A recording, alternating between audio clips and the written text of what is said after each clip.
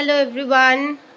তো আজকে Sunday evening আর আজকে একটা সাডেন ইমপ্রম্পটু প্ল্যান হয়ে গেছে।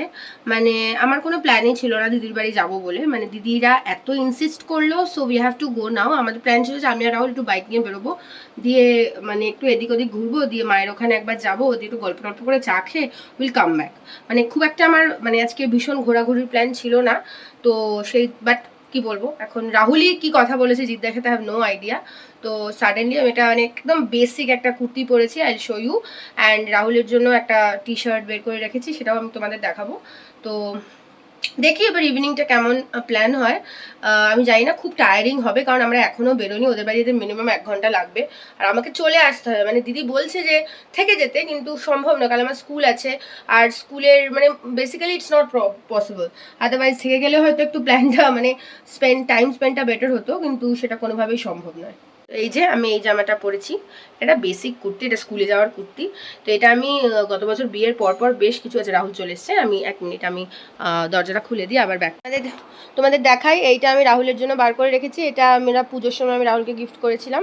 এটা লুই ফিলিপের প্রিমিয়াম কালেকশন থেকে নেওয়া হয়েছিল, মানে সিটি সেন্টার 2-তে ওদের যে আউটলেটটা আছে ওখান থেকে। মানে কিছুই ভালো লাগছে না, তারপর ফাইনালি এটা আমার ভীষণ ভালো লেগেছিলো। তো এটাও এর আগে একদিন অফিসে পড়েছিল, তারপর আজকে আমি মানে এটা পরে রেখে দিয়েছিল একটা সাইডে।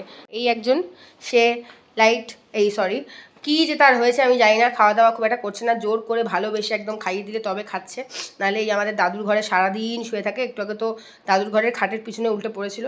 মাঝে মাঝে আমার মনে হয় ইন্টারমিটেন্ট ফাস্টিংয়ে চলে যায়। আবার এক একদিন এত খাবে, মানে খাওয়া ইজ গুড, বাট অফকোর্স কুকুরদের মানে ডগসদের তো একটা মানে লিমিটেড খাওয়াতে হয়। যে দেখো দেখছে, বুঝতে পারছে আমি ওর সম্পর্কে কথা বলছি, ঠিক আছে? সারাদিন ঘুমোয়, আর কোনো কাজ নেই ওর।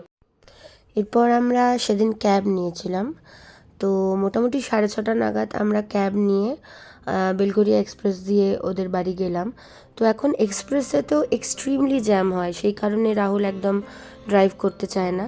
তো ওদের বাড়ি পৌঁছে আমরা, যার জন্য মেনলি ওদের বাড়ি যাওয়া, এই ছোট্ট পুচকুটা যাকে সাথে সময় কাটাতে আমাদের খুব ভালো লাগে, তো তার সঙ্গে নিয়ে আমরা সবাই বসে পড়েছিলাম। আর তার কিছুক্ষণ বাদে আমরা উপরে দিদির ঘরে গেলাম। তো এটা আমার দিদির ঘর, আমার দিদি খুব সুন্দর অর্গানাইজ করে রাখে। তো সেখানেও ও আমাদের সাথে এসেছিল, এই পুচকেটা দিয়ে আমার দিদি খুব সুন্দর করে গোলাপ সাজিয়ে রেখেছিল উইথ ক্যান্ডেল, সেটাকে নিয়েও কিছু একটা এক্সপেরিমেন্ট করার চেষ্টা করছিল। তো আমি ছোট করে আপনাদের ওর একটা রুম ট্যুর দিচ্ছি। তো এই ওর বেড, এখানে রাহুল বসেছিল।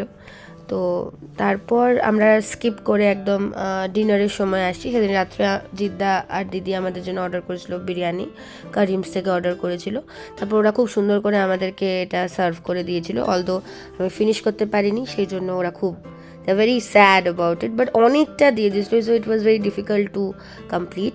তবে যেটা মোস্ট ইন্টারেস্টিং পার্ট এখানে, সেটা হলো যে জিদ্দা কিন্তু ভাতের উপকরণগুলো নিয়েও খেয়েছে, মানে নিয়েই মেনলি খেয়েছে।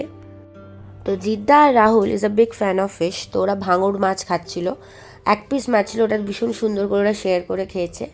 তো তারপর এখানে অ্যাকচুয়ালি আমার আর রাহুলের রাত্রে থাকার প্ল্যান ছিল না, বাট স্টিল আমরা থেকে গেছিলাম, যেমনটা আমি বললাম ইটস অ্যান ইমপ্রম্পটু প্ল্যান। তো সেই জন্য আমাদের খুব সকালে উঠতে হয়েছে, বাট তাও আমাদের রাত্রের গল্পতে কোনো খামতি ছিল না। তো মোটামুটি রাত্রে খুব সুন্দর আমরা ভীষণ ভালো একটা ইভিনিং স্পেন্ড করলাম। তারপর পরের দিন সকালে জিদ্দা ড্রাইভার দাদাকে বলে রেখেছিল, তো সেই জিদ্দার গাড়িতে করে আমি স্কুলে নেমে যাই আর রাহুল বাড়িতে নেমে যায়। তো সকালটা খুব সুন্দর দেখতে লাগছিল, so it was a very good evening. তো আপনাদের ভালো লাগলে please like, share and subscribe to my channel, and এরকম আরও ভিডিও পেতে হলে please press the bell icon. Bye everyone.